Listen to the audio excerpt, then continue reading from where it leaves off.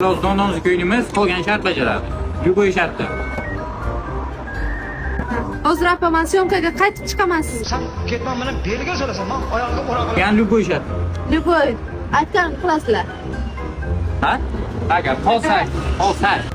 Dom ziki. Dom ziki. Bular kelishdi. Yo'q, Men telefonga gapirib o'tirgandim. Kelishdingizlar bir-birlaringizga qarab. Videoga olyapti, video. Bitta rasm bor, to'xtang. Ha yo'q, rasmi bor. Menga kim nima shartlar bermadi? Kim nima shart emas-ku? Profiliga qo'yasiz 3 kun. Avatar kaç. Ana shu rasm. Şeyler yani bu takip. Nijni. Olmayacaklar yok görsaydı. Dom ziki. Video istak hamma narsani o'chirib tashlab meni profilimga ana atmetka qilib yurak chaqasiz.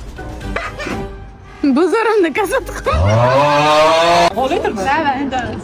Dom ziki. Dom ziki. Jo'nat. Dom ziki. Menga nima so'raqa bo'lmadi? Murat aka qoldilar. Chat ber. Murat. Ana buni ko'ryapsizmi? 5 da bu.